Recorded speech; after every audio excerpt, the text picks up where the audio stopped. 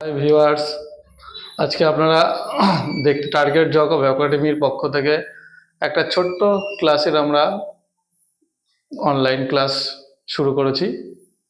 আজকে আমরা এক নজরে কি করে আমরা বিভিন্ন সংবিধানের বিভিন্ন যে তপশিলগুলো রয়েছে, যে আমাদের 12টা তপশিল রয়েছে, সে 12টা তপশিল একভাবে কিভাবে আমরা একটা সূত্রের মাধ্যমে মুখস্থ করতে পারি তা আমরা আজকে তোমাদের সামনে দেখাবো। তোমরা সবাই বোর্ডের দিকে তাকাও। দেখো, সবার প্রথমে আমি একটা কথা লিখেছি এখানে, দেখো, tears of old PM, tears of old PM, এই প্রত্যেকটা অক্ষর যদি তুমি মনে রাখতে পারো তাহলে তোমার 12টা তপশিল তুমি সহজেই মুখস্থ করতে পারবে, কারো মুখস্থ করার কোনো সমস্যা হবে না। এটুকু আমি তোমাদেরকে টার্গেট জব একাডেমির পক্ষ থেকে গ্যারান্টি দিতে পারি। আমি এবার তোমাদেরকে ভেঙে ভেঙে বোঝাই, তাহলে তোমরা বুঝে যাবে যে কি করে 12টা তপশিল মুখস্থ করতে হবে সূত্রের সাহায্যে। তো সবার প্রথমে দেখো টি লেখা আছে।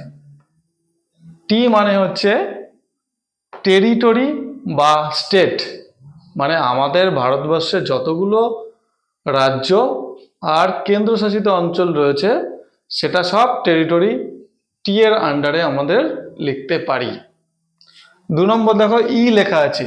ই মানে হচ্ছে আমাদের ভারতবর্ষের সমস্ত বিখ্যাত ব্যক্তিত্ব যারা রয়েছে, রাষ্ট্রপতি, প্রধানমন্ত্রী, উপরাষ্ট্রপতি, স্পিকার যারা রয়েছে, তারা কি পরিমাণ কি কি কাজ করেন, কি কাজ করতে হয়, তাদের কি পরিমাণ ভাতা, সেটা সম্পর্কে ইতে বলা আছে। ই মানে হচ্ছে আর্নিং, তারা কি পরিমাণ ইনকাম করে, তাদের মাইনা কত, তাদের স্যালারি কত, সব এখানে দেওয়া আছে। 3 নম্বর দেওয়া আছে, দেখুন, এ। এ মানে হচ্ছে অ্যাডজুরেশন।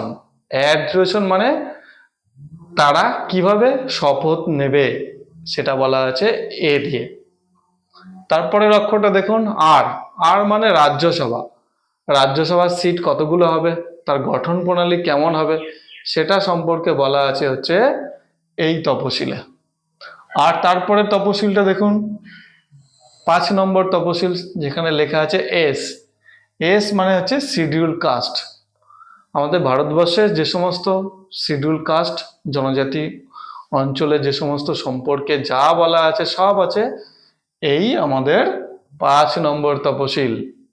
তারপরে 6 নম্বর তপশিলটা দেখুন আপনারা, ও লেখা আছে। ও ও মানে হচ্ছে আদার কাস্ট। আদার কাস্ট বলতে শিডিউল কাস্ট বাদ দিয়ে আমাদের যে আরেকটা কাস্ট হচ্ছে শিডিউল ট্রাইব, তারা আমাদের ভারতবর্ষের যে সমস্ত রাজ্যগুলোতে স্পেশাল কিছু পায়, যেমন অসম, মেঘালয়, এই সমস্ত রাজ্যে শিডিউল ট্রাইবদের সম্পর্কে বলা আছে। তারপরে বলা আছে, দেখো, কত নম্বর তপশিল, 7 নম্বর তপশিল। এই 7 নম্বর তপশিলে বলা আছে ফাইল। ফাইল মানে তালিকা।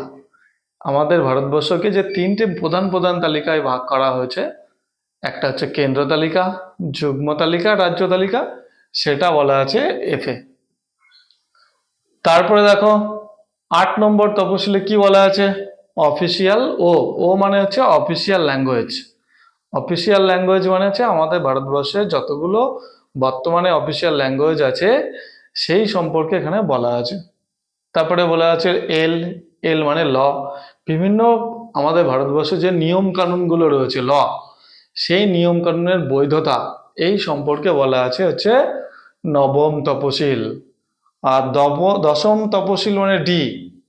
তুমি বাংলায় দল ত্যাগও লিখতে পারো, ইংরেজিতে দল ত্যাগও লিখতে পারো। দল ত্যাগ বিরোধী তা করলে তার বিরুদ্ধে যে সমস্ত আইনের কথা বলা আছে সেটা বলা আছে আমাদের কত নম্বর তপশিল, 10 নম্বর তপশিল।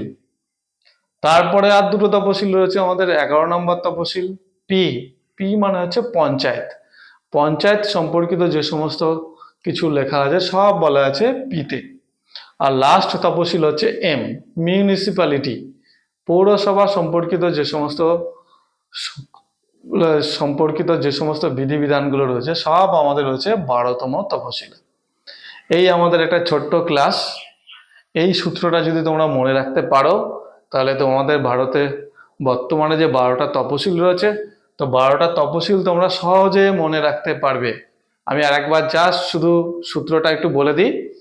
টিয়ার্স অফ ওল্ড পিএম, মানে পুরনো প্রাইম মিনিস্টারদের চোখের অশ্রু, এটাকে বাংলায় দাঁড়ালে। কিন্তু প্রত্যেকটা অক্ষরে এক একটা করে মিনিং আছে। তোমরা এটা একটুখানি ভালো করে পড়ে নাও, তাহলে তোমাদের তপশিল সম্পর্কে আর আশা করি তোমাদের কোনো সমস্যা হবে না। যদি ভিডিওটা ভালো লাগে তাহলে একটু শেয়ার করো, আর সবার মধ্যে সেটাকে ছড়িয়ে দিও। ঠিক আছে।